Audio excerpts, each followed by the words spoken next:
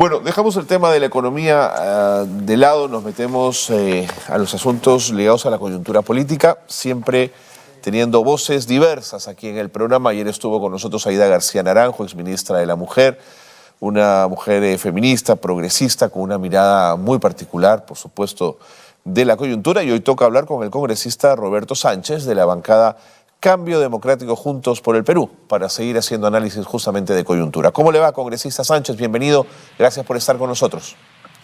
Buenos días, estimado Carlos, y por intermedio saludar a todos tus seguidores, los oyentes, ¿no? Encantado de poder platicar contigo. Congresista, ¿cuáles son los próximos pasos de la investigación sumaria que lleva a cabo la Comisión de Justicia respecto a la Junta Nacional de Justicia?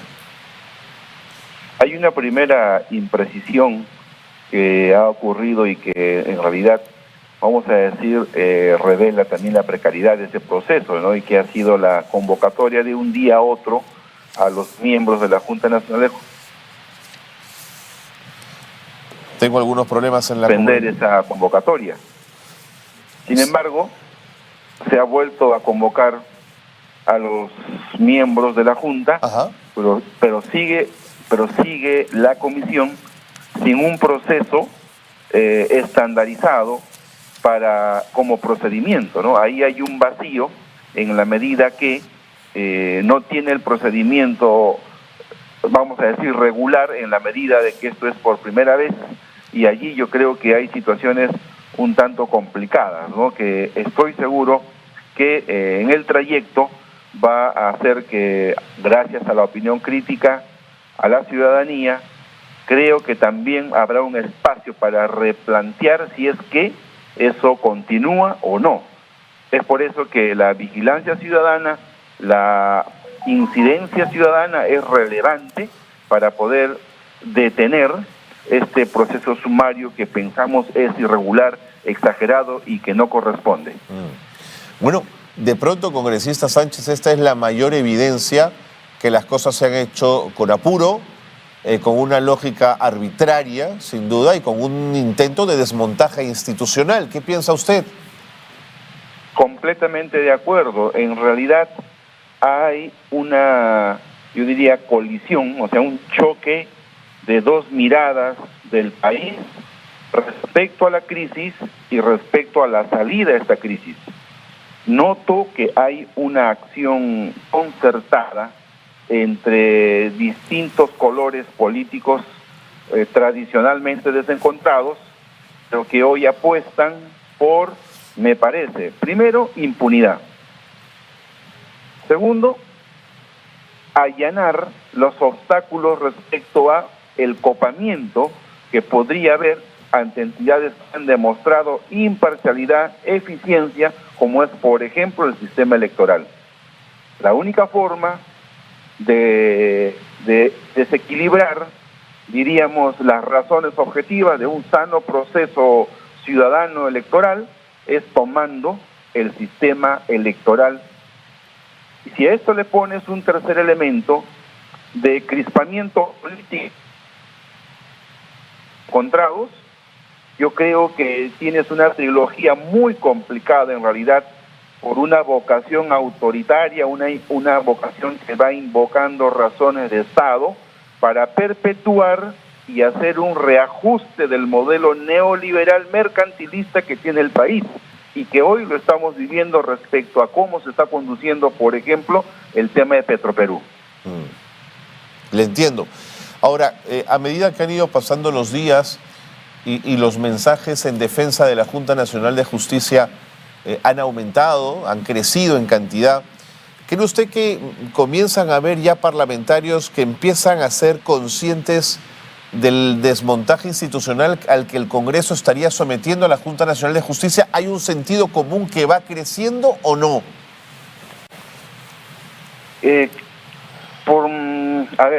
Creo que ha crecido todavía un mínimo porcentaje. No le creo. Necesitamos más incidencia, más discusión, más diálogo, y desde el Congreso, las bancadas y los parlamentarios que sí creemos que hay necesidad de decir alto a esta vocación autoritaria, ¿no es cierto?, que amañado sobre supuestos criterios constitucionalistas, en realidad es una vocación de copamiento y de poder.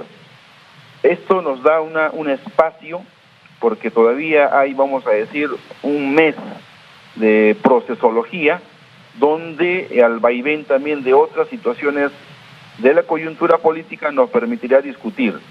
Yo he planteado que en medio de los desencuentros entre las visiones políticas de dos Perús así desencontrados, ¿no es cierto?, he planteado que se discuta, se converse y se pueda llegar realmente, bueno, si va a haber una investigación, que se regule primero el procedimiento. Segundo, si es que va a proceder una investigación, no tiene por qué ser sumaria. Tercero, tiene que respetarse el debido proceso. Así es. Y que tiene que tener razones, argumentos válidos, no invocar que vamos a investigar si era grave o no era grave y de inmediato se instaura un proceso sumario. Entonces eso no corresponde. 8 países de la comunidad internacional se han pronunciado de manera contundente sobre esta intentona, sobre esta vocación de inminencia de querer copar y desequilibrar una autonomía de una institución, ¿no es cierto? Entonces, en ese sentido, eso también es un elemento que además agrega, ¿no?, la visita, la gira de la señora Boluarte a Estados Unidos, en realidad, en medio también de su desliz, ¿no?, vamos a decir, irrespetuoso con la señorita periodista, solo revela, ¿no?, una vanidad, ¿no?, revela una soberbia y que no alcanza a ver los problemas de fondo del país, de la gente, mira cómo está la economía, mira cómo está la atención emergente al niño costero, al niño global, mira cómo los datos por márgenes o desviación estándar, decimos errores, se puede tener tan mal cálculo respecto a los procesos económicos, y mira la ejecución de inversiones del Ministerio del Interior, Carlos, hoy no llega a 20%. Mira la ejecución del Ministerio de Salud, como si la salud derrochara el país en la gente, la anemia y desnutrición, también no pasa del 22%, y encima se quiere una friolera de gasto público ante entidades de gobierno que están demostrando incapacidad en la ejecución de gasto en proyectos de inversión tan relevantes para el país.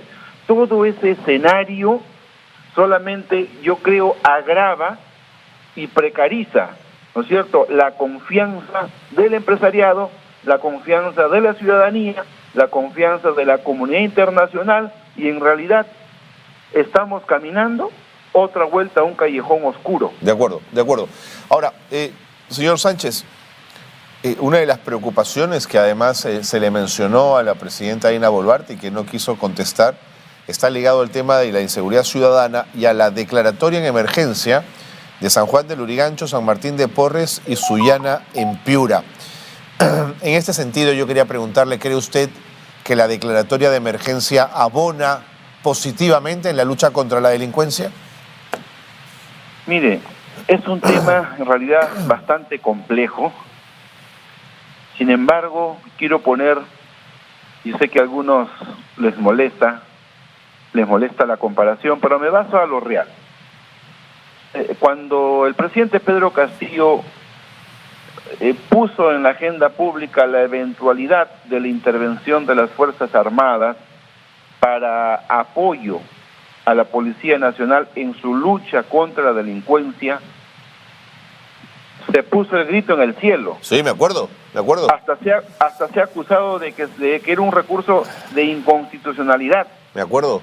¿No es cierto? Y hoy no pasa nada, después de negar y tapar el sol con razones superfluas, hoy se convencen de que siendo una medida extrema, es, desde mi punto de vista, necesario.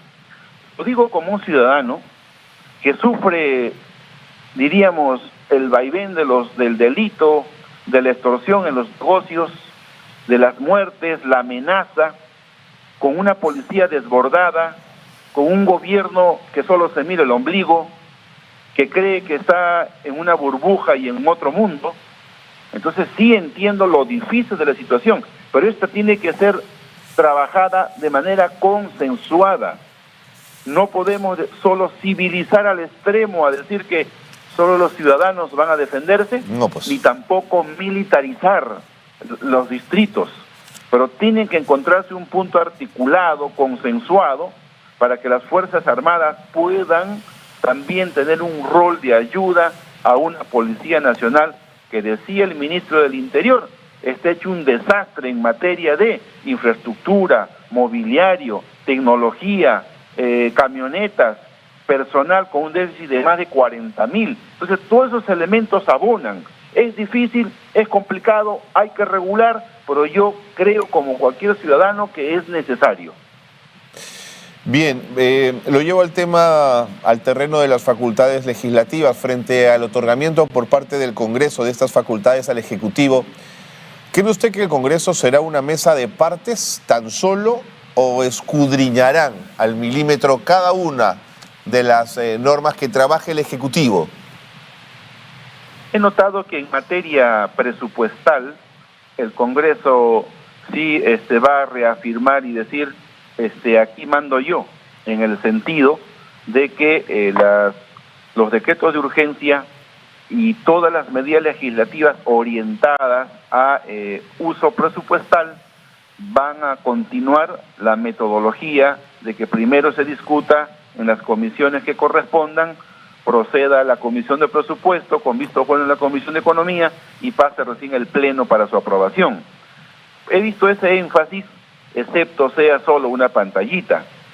Y de otro lado, respecto a la seguridad ciudadana, ¿no?, a esta intención de querer cambiar, modificar el Código Penal, no solamente en el extremo de criminalización de la protesta y de las marchas ciudadanas, sino en el extremo también de instigación, es decir, si ahora un señor periodista, ¿no es cierto?, comunica, informa los motivos diversos que hay de protestas, de marchas, va a estar también en curso de un proceso penal. Entonces, aquí se quiere extender la judicialización de la protesta ciudadana, que hoy más sectores se convencen. Sí, pues, cuando en diciembre se decía, probablemente es cuestionable, pero bueno, si el presidente Pedro Castillo acaba vacado y su entorno también, bueno, pues que se defienda. Sí, pero cuando se llegó a los 60 muertos de las comunidades originarias del sur y las protestas nacionales, hubo sectores también que miraban con un ojo y con un ojo se sorprendían.